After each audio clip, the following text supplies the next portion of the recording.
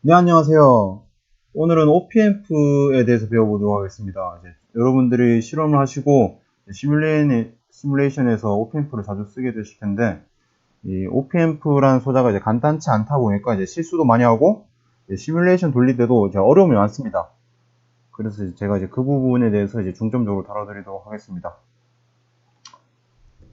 먼저 데이터 시트를 먼저 보도록 하겠습니다.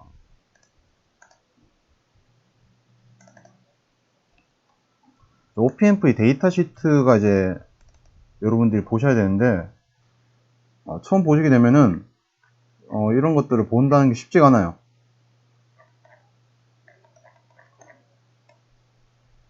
그래서 간단하게 이 데이터 시트에서 주로 보는 부분에 대해서 말씀드릴 거고, 여튼 그렇게 하겠습니다. 먼저 이 HA17741은 이 소자의 이름입니다. 이 OPMP 소자의 이름. 여러분들이 실험에서 주로 쓰시게 되는 소자가 HA17741이나 LM741 그 두 가지 중 하나를 쓰게 되실 가능성이 높은데요. 이 HA17741은 히타치 회사에서 만든 OPMP다라는 그런 뜻을 가지고 있습니다. 그래서 보면은 볼티지 게인은 106dB, 아웃풋 앰플리튜드는 플러스 마이너스 13V. 그리고 OPMP 단자의 번호는 이렇게 매칭이 되어 있고, OPMP의 내부 회로는 이렇게 되어 있다라는 것까지 알 수 있습니다. 이 내부 회로의 경우에는 여러분들이 굳이 보실 필요 없습니다. 저도 잘 몰라요. 어, 저도 이걸 해석하기 어렵고, 교수님도 이걸 아실까 싶네요, 사실은. 그냥, 내부 회로는 이렇구나 하고 그냥 쓱 내려가시면 됩니다. 자, 이 부분을 여러분들이 좀 중점적으로 보셔야 되는데요. 보시면은, 파워 서플라이 볼티지, 그리고 인풋 볼티지를 중점적으로 보셔야 됩니다. 자, 보시면은 이거 VCC입니다. VCC는 플러스, 입력 전압? 파워를 서플라이 할 때 VCC와 VE를 줘야 되는데, VCC의 경우, 맥시멈이 18V, 18V라고 되어 있죠. 그리고 VE의 경우, 미니멈 마이너스 18V. 이 이상이나 이 이하로 주면은 이 소자가 타버릴 수 있다, 그런 말입니다. 여러분들은 12V 정도의 각 플러스 마이너스를 주시게 될 겁니다, 아마도. 그리고 인풋 볼티지 이거는 플러스 마이너스 15V는 이 플러스 마이너스 2번, 3번 핀에 주는 그 입력 전압을 얘기합니다. 여기에서 15V 플러스 마이너스를 벗어나면 이 회로가 타버릴 수 있다. 그런 얘기가 되겠습니다.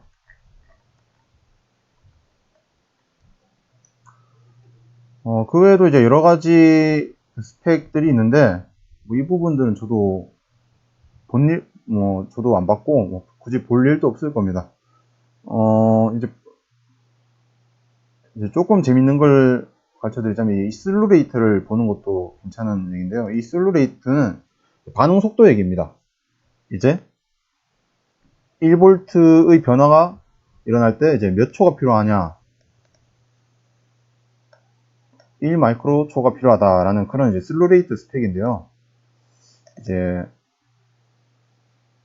나중에 비교기 설명할 때 이 슬루 레이트 비교를 해드리도록 하겠습니다.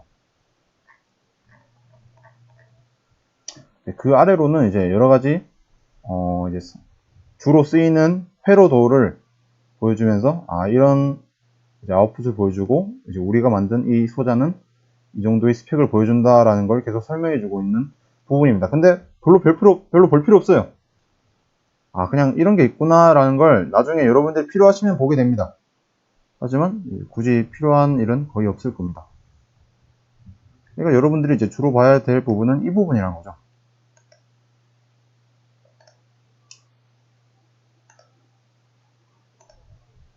자, 그러면 이 OPMP를 직접 회로도에 짜보도록 하겠습니다.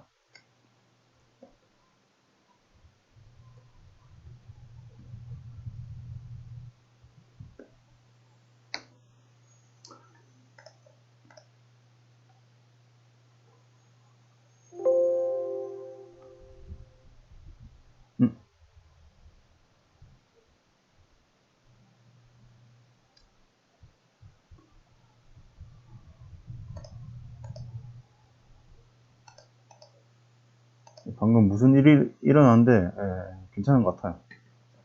계속 하겠습니다. 여러분 이제 PSPice에는 이제 정말 많은 소자들이 있는데 이 소자들이 다 시뮬레이션이 되지가 않아요.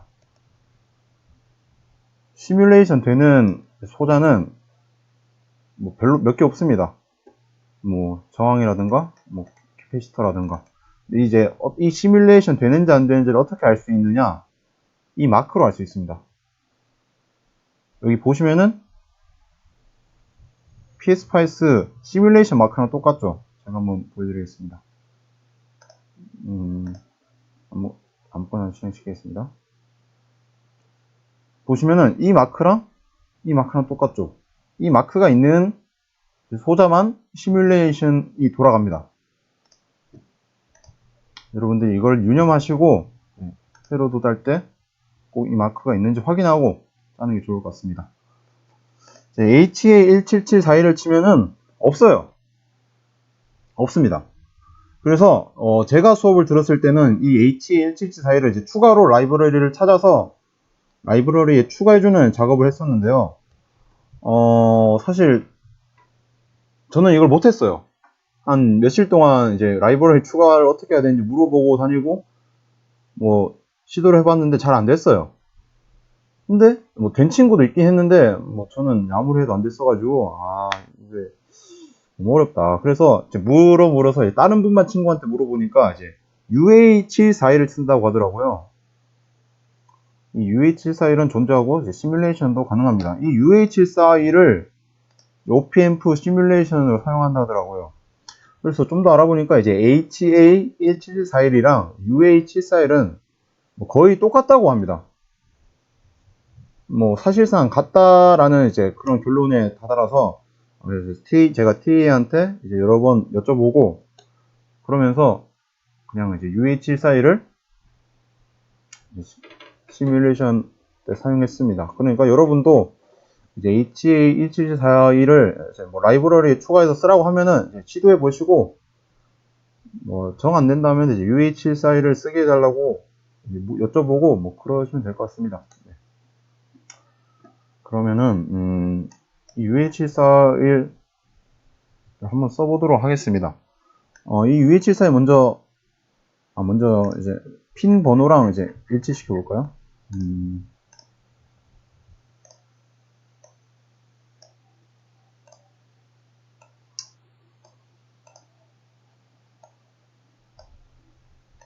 이 UA741을 보시면은 1번, 2번, 3번, 4번, 5번, 6번, 7번까지 핀 번호가 있습니다.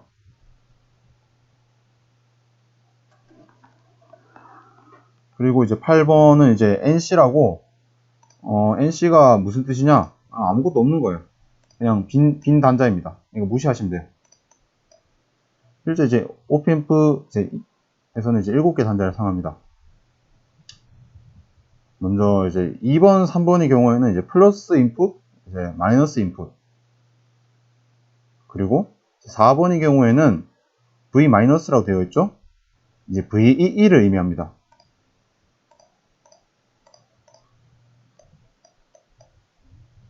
그리고 7번 핀의 경우 V+, VCC를 의미합니다. 플러스 이제 입력 전압을 넣어달라는 거죠. 파워 서플라이. 예. Vout은 6번, Vout 6번 단자입니다. 그리고 이 1번, 5번 오프셋 널 단자가 있는데 이 오프셋 널 단자는 당장 쓰지 않습니다.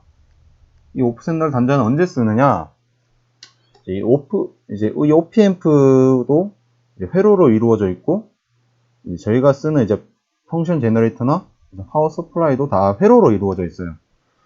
이 회로가 이제 항상 일정하다기보다 이제 회사마다 차이도 있고 매번 이제 뭐 실험실의 온도라던가 회로의 길이 뭐 이런 사소한 것들에 의해서 영향을 받아 V 아웃풋이 조금씩 틀어집니다. 이 오프셋 널 단자의 경우에는 지금 당장 쓰지 않는데 나중에 왜냐하면 이제 OPAMP도 회로로 이루어져 있고 여러분들이 쓰시는 펑션 제너레이터나 파워 서플라이도 회로로 이루어져 있어요.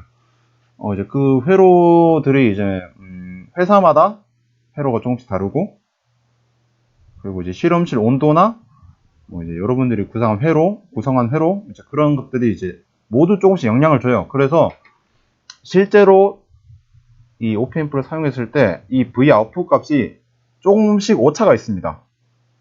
분명히 제대로 회로를 짰는데도 원하는 값이 안 나올 때가 있어요. 한 0.01V, 0.05V, 뭐 플러스 마이너스 이렇게 틀어집니다. 그 틀어진 값을 수정해주는 작업을 얘가 해줘요.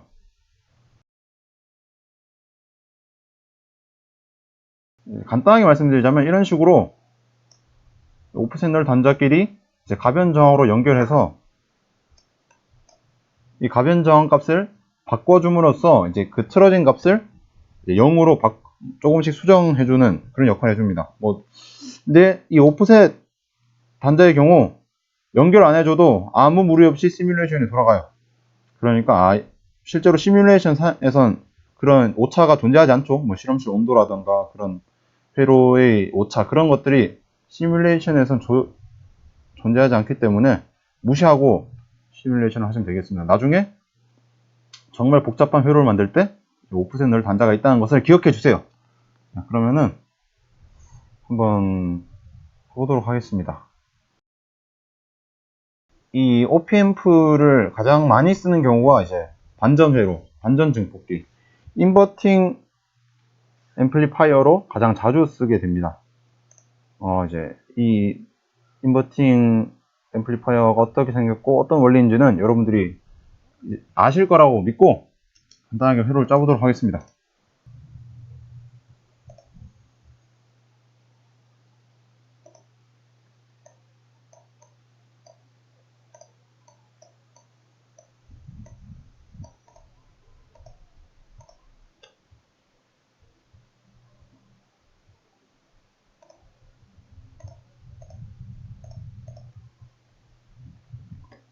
네.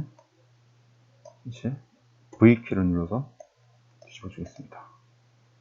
그리고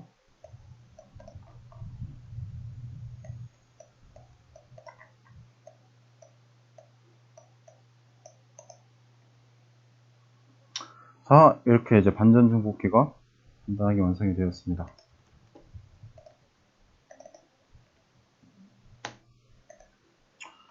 간단하게 설명을 드릴게요. 지금 여기서 VCC를 공급하고 있는 겁니다.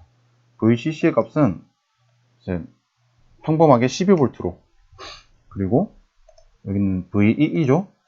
마이너스 12V로 줘야 되는데 지금 이제 플러스 단자가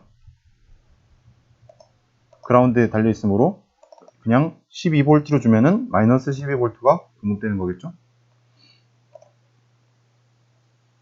그리고 지금 여기 그라운드가 달려 있는데 여기 이제 VDC가 달려야겠죠. 이 값을 증폭시켜 주겠습니다. 한 2V?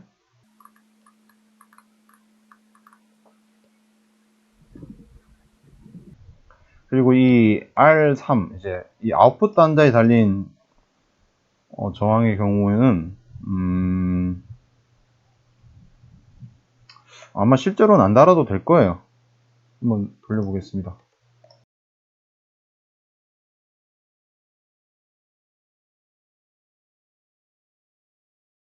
예, 이게 반전 증폭기고 게인이 1이므로 2V를 줬을 때 아웃풋 단자에서 마이너스 2V가 나오는 게 맞습니다. 보시면 마이너스 2V가 나오고 있죠.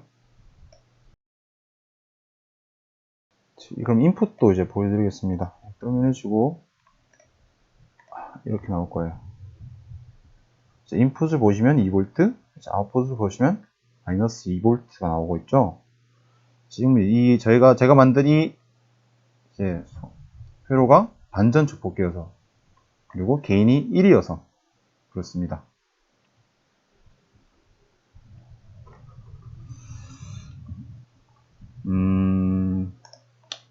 그렇다면 여러분들이 이제 뭐 증폭비라든가 이런 것들은 다 아실 거라 믿고 설명하지 않도록 하겠습니다.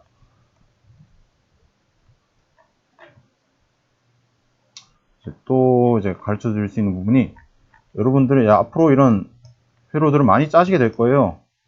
이 많이 짤 때마다 일일이 VCC와 VEE를 다 달아주기가 귀찮습니다, 사실. 그래서 간단한 방법이 있습니다. 이제 키보드에서 알파벳 G를 눌러서 이 VCC 캡심을 만들어줍니다. 2개 만들어줍니다. 그리고 얘를 이렇게 줍니다. 그리고 얘도, 얘는 지워주겠습니다.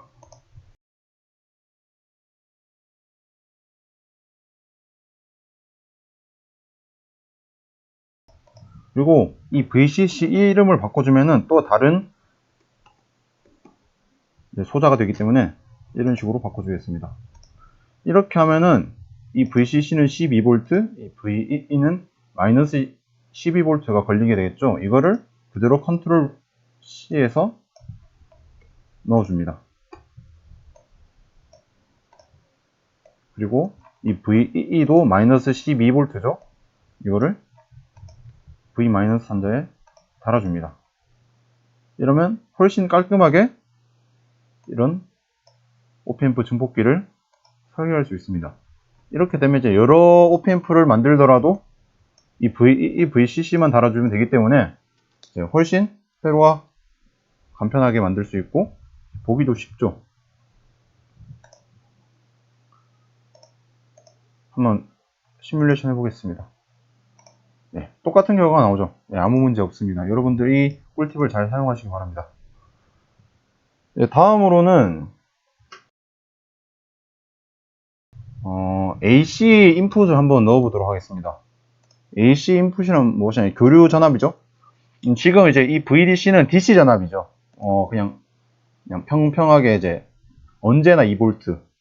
그런데 이제 여러분들이 이제 어려움을 느끼고 주로 많이 쓰게 되는 전압원은 AC 전압원입니다. 이 AC 전압원, 이제 여러 가지 고려해야 될 부분도 많고, 여러 가지 파라미터들을 설정해야 되기 때문에, 처음 사용하는데 어려움을 느낄 수 있습니다. 그래서 제가 가르쳐 드리겠습니다. 이 VAC는, AC 전압을 어떻게 만드냐? VAC가 아닙니다. VAC가 있긴 한데, 이거는 아니에요. 이거는 보지 마세요. 여러분들은 VSign을 찾아서 쓰셔야 됩니다. 이 VSign을 보면은 이제, 너무 많죠? 하지만 제가 다 가르쳐 드리겠습니다. 이 V 오프셋의 경우에는, 일단 1V 높인 다음에 시작한다, 뭐 그런 얘기입니다. 일단 0으로 해놓겠습니다. 일단 나중에 가르쳐 드릴게요. 앰플리튜드는 진폭입니다. 이제 플러스 마이너스 몇 볼트까지 갈 거냐? 이제 2로 해놓으면 플러스 2V, 마이너스 2V까지 사인파가 돌아다니겠죠. 그리고 프리퀀시는 이제 몇 헤르츠의 사인파를 내보낼 것인가? 간단하게 1kHz를 해드릴 것이고, 이제 AC의 경우에는 일단 비워놓겠습니다. 나중에는 사용하게 될 건데, 당장 지금 보는 데는 문제가 없습니다. 이거를 지우고, 그리고 run.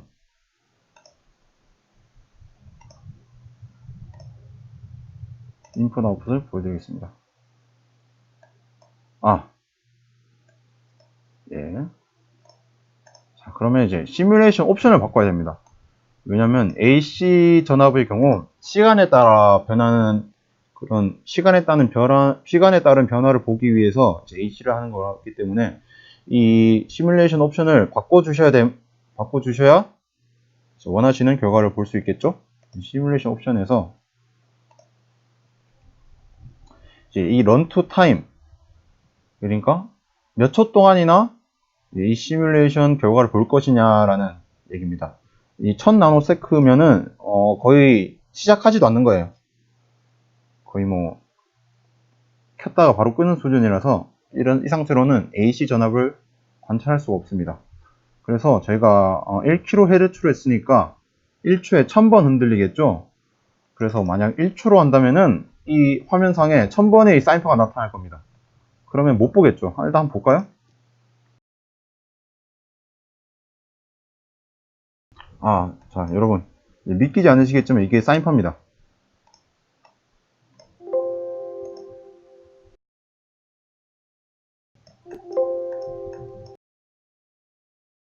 자, 믿기지 않으시겠지만 이게 사인파예요. 관찰이 불가능하죠? 그래서 타임을 줄이겠습니다. 한 0.01초? 그리고 이 맥시멈 스텝 사이즈라 하면 얼마나 촘촘하게 시뮬레이션을 돌릴까입니다. 이제 이 숫자가 작을수록 시뮬레이션이 이제 촘촘하게 돌아가고, 이제 이 스텝 사이즈가 클수록 엉성하게 시뮬레이션을 돌리겠죠. 이제 적절한 값을 찾는 게 중요합니다. 그리고 이제 이 스텝 사이즈를 높이면 높일수록 이제 좋은 시뮬레이션 결과가 나오긴 하는데, 이제 컴퓨터 사양이랑도 관련이 있기 때문에, 이제 컴퓨터 사양이 이제 충분하다 하시는 분은 이제 충분히 작게 해서 만드시고, 이제 자기 컴퓨터 사양이 별로 좋지 못하다 그러면은 뭐 엉성하게라도 보시는 게 낫습니다. 그래서 한 100, 0.1 마이크로 세컨드 해보겠습니다. 예, 이렇게 결과가 나왔죠. 저희가 만든 회로가 관전 회로였고, 그리고 이제 10 마이크로 세컨드만큼 결과 값을 받기 때문에 이런 결과가 나왔습니다. 근데 보시다시피 결과가 좋지 못합니다. 그래서 만약 여러분이 사양이 충분하시다 하시면은 이거를 좀 더 높여서 해보겠습니다. 자, 보시다시피 아까와는 다르게 매우 스무스하게 사인파가 만들어졌습니다.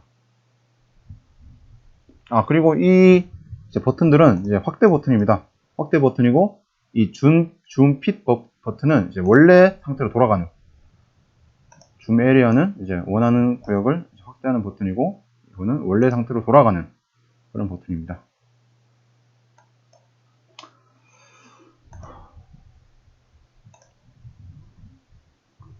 그래서 이제 여러분들이 이 시뮬레이션 옵션을 잘 사용하는 것이 중요하다는 것입니다. 다음으로는 이제 non inverting amplifier를 설계해 보도록 하겠습니다. non inverting amplifier는 이제 똑같은 위상을 갖는 이제 입력 출력 같습니다. 똑같은 위상을 갖는다는 게 어떤 건지 보여드리겠습니다.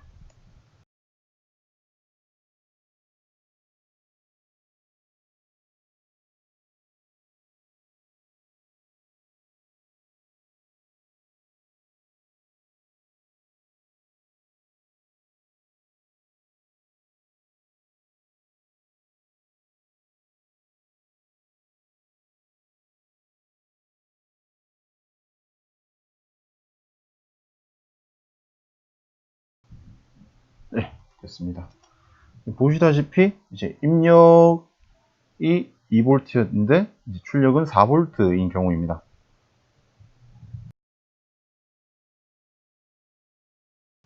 이 경우에는 더 딱히 설명드릴 부분은 없고, 이 결과값이 이렇게 나와야 된다라는 부분을 여러분들이 잘 알고 계셨으면 좋겠습니다.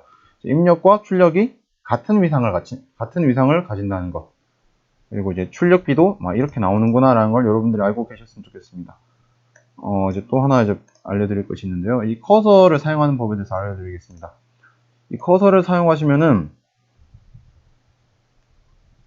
크게 이제 최대 2가지 커서까지 사용할 수 있는데요. 이제 마우스 우클릭 하시면은 또 다른 커서가 나타납니다. 좌클릭이랑 우클릭이랑 커서가 다릅니다. 보시면은 이제 제가 지금 움직이고 있는 것이 이제 연두색 커서고, 지금 움직이고 있는 것이 빨간색 커서죠. 이 부분을 각각 마우스 왼쪽 클릭, 마우스 오른쪽 클릭하면은 이제 이 마우스 오른쪽에 있는 커서는 이 빨간색 그래프를 따라갑니다.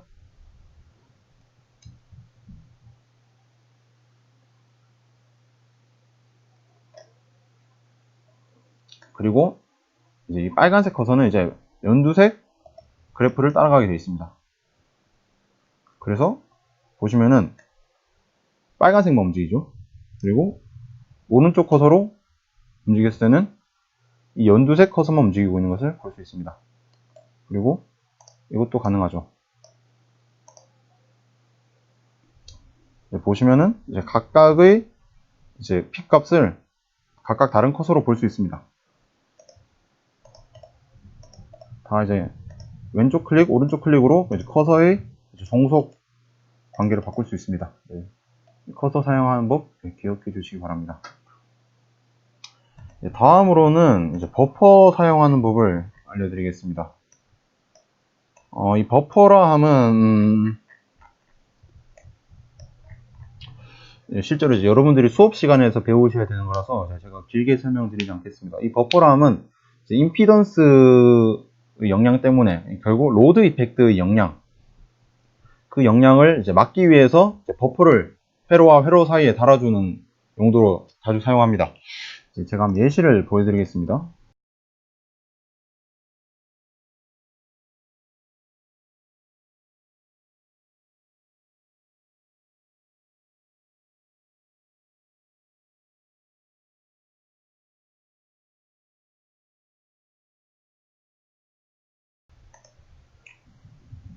간단한 회로죠. 여러분은 이 부분이 5V임을 알 수 있습니다. 근데 이제 이제 회로를 짜다 보면 이 5V를 다른 회로에서 갖다 써야 될 때가 있어요. 그런 경우가 발생합니다. 그런 경우 여러분들 어떻게 생각하시나? 그러면은 이 5V를 연결해 오면 되잖아.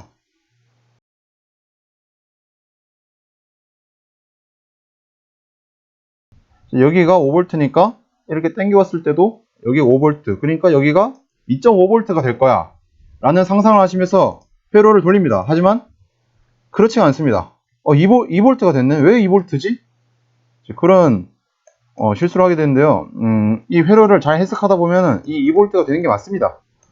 여기가 원래 5V였지만 이제 이 회로를 연결함으로써 회로 해석이 바뀐 거죠. 여기가 더 이상 5V가 아니라 4V가 된 겁니다. 그래서 2.5V가 되길 원했지만 2V가 되어버린 것이죠.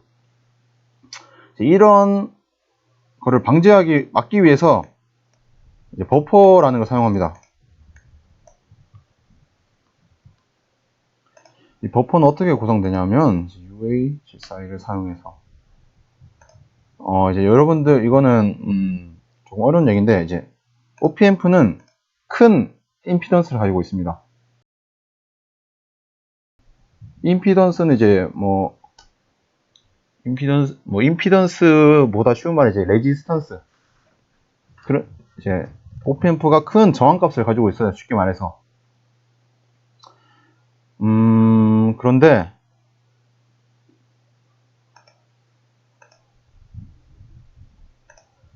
그냥 회로를 연결하게 되면은 그 임피던스 값이 없습니다.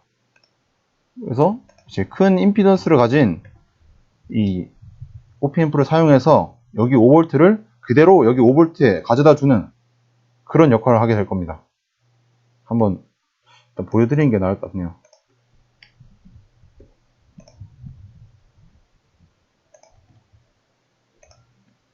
자, 이 아웃풋 단자에다는 이 저항은 이제 로드 저항이라고 하는데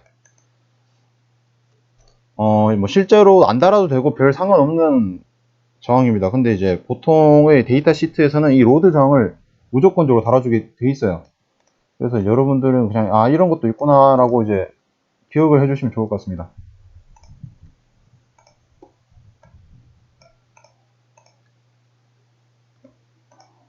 저 때는 저 로드 저항에 대한 이제 공부를 많이 했었는데 이제 요새는 또 별로 안 한다고 하네요.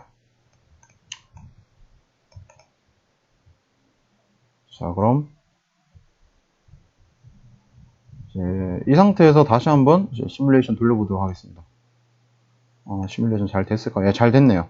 예, 보시면은 자, 다시 5V로 돌아왔습니다. 그리고 이제 아웃풋도 5V.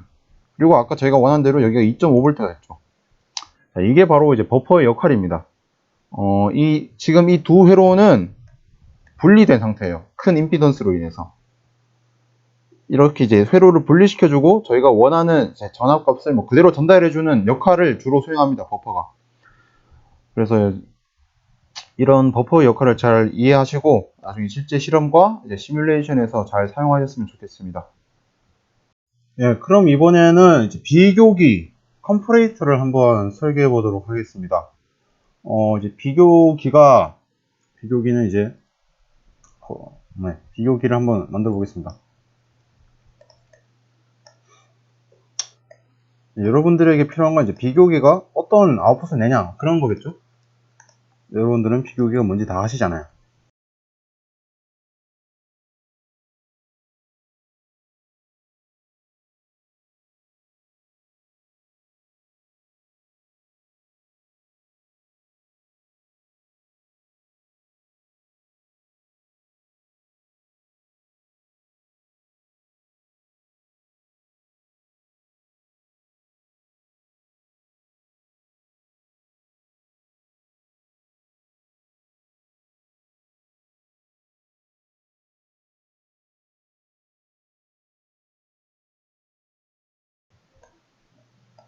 이렇게 비교기는 이런 사각파처럼 모양을 보여줍니다. 인풋을 볼까요? 이제 플러스 인풋일 때 이제 플러스로 세츄레이션, 마이너스 인풋일 때 마이너스로 세츄레이션.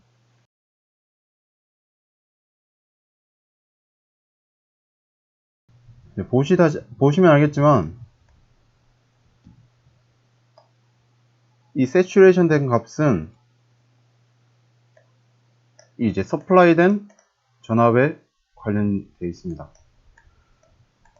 이제 우리가 플러스 마이너스 12V를 서플라이 했기 때문에 이제 세츄레이션 된 값도 거의 12V라는 것이죠. 그렇다면 이 서플라이 볼테이지를 높여 보겠습니다. 15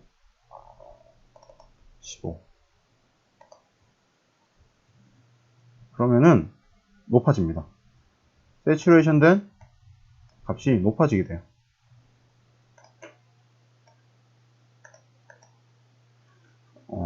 이제 이게 왜 정확하게 15V로 가지 않느냐?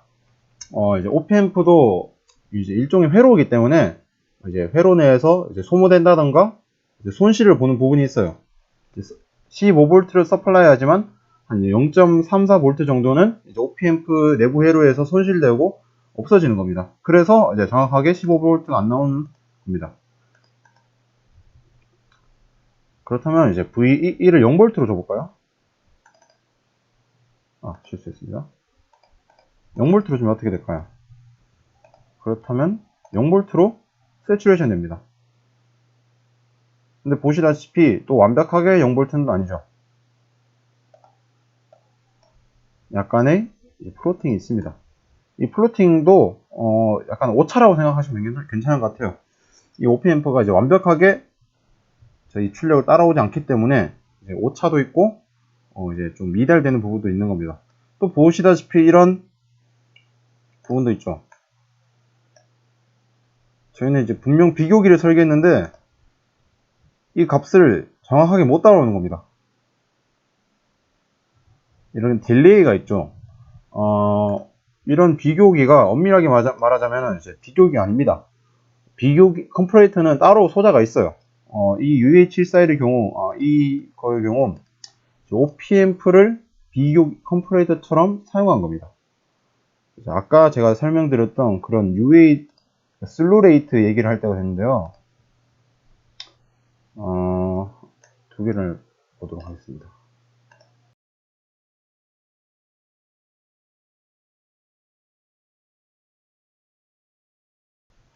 이런 것들이 다 이제 데이터 시트에 나온 얘기입니다. 그래서 이 데이터 시트를 보는 게 중요하다고 하는 거예요.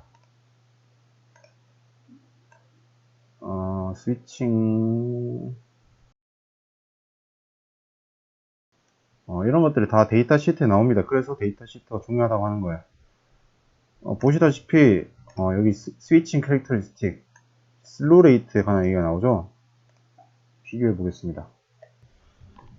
예, 이런 슬루 레이트를 이제 각 데이터 시트에서 찾아볼 수 있는데요. 제가 이렇게 캡처한 부분은 UA741C의 스위칭 캐릭터리스틱, 슬루 레이트에 관한 얘기입니다. 그리고 이제 제가 지금 보고 있는 또 다른 데이터 시트는 컴퍼레이터의 데이터 시트예요. 그러니까 컴퍼레이터가 따로 있고 이제 OPAmp가 따로 있는 거예요. OPAmp를 뭐 컴퍼레이터처럼 쓸 수 있는 얘기라서 이제 컴퍼레이터와 OPAmp의 데이터 차이를 보여드리겠습니다. 이 UA741 같은 경우에는 슬루 레이트가 볼트 퍼 마이크로세크예요. 0.5 볼트 마이크로세크. 그러니까 마이크로세크당 0.5V의 변화밖에 못 주는 거예요. 이 아웃풋에서 말이죠. 이제 아무리 빨라도 0.5V 이상 못 바뀌는 거예요. 1마이크로세크당. 하지만 이 1마이크로세크당 0.5V도 엄청나게 빠른 거기 때문에 저희는 이 OPAmp를 컴퍼레이터처럼 사용할 수 있는 거예요. 근데 이제 진짜 컴퍼레이터는 더 빨라요. 보시면은 이 VCC가 5V일 때 이 TTL 레벨 인풋 스텝 TTL 레벨이 5V거든요. 이 TTL 레벨로 0.5에서 5V까지 뛰는데 0.3 마이크로세크밖에 필요하잖아요. 그러니까 5V 퍼 0.3 마이크로세크죠. 따지고 보니까 한 30배 정도 빠르네요. 이제 이 OPAmp도 엄청나게 빠른 반응 속도를 가지고 있지만 이런 진짜 컴퍼레이터 비교기로 사용하기 위해서 만들어진 소자는 엄청나게 더 빠른 반응 속도를 가지고 있다. 그런 얘기입니다. 자, 보시면 이제 다시 한번 봐볼게요. 이렇게 완벽하게 따라가지 않는 부분, 이런 부분은 이제 이 소자의 한계다. 이제 이런 한계를 이제 극복하기 위해서는 더 좋은 소자를 써야 된다. 아니면 이제 더 용도에 맞는 소자를 써야 된다. 그런 얘기가 되겠습니다. 이게 진짜 최대한 사실에 가깝게 만들어진 시뮬레이션이기 때문에 이런 것까지 반영돼서 볼 수 있다는 것을 알 수 있습니다. 만약 이제 여러분들이 이거 왜 이래 라고 생각하실 수가 있어서 말씀드렸습니다. 이런 모양이 나오더라도 이제 당황하지 말고 우리가 쓰는 건 OPAmp이기 때문에 그렇구나 라고 생각하시면 될 것 같습니다. 네, 오늘 이제 비교기까지 알아봤습니다. 이런 OPAmp의 경우에는 여러분들이 계속 사용하고 빵판에 한 10개, 20개 꽂을 소자이기 때문에 이런 특징 잘 알아놓으셨으면 좋겠습니다. 네, 그럼 오늘 여기까지 하겠습니다.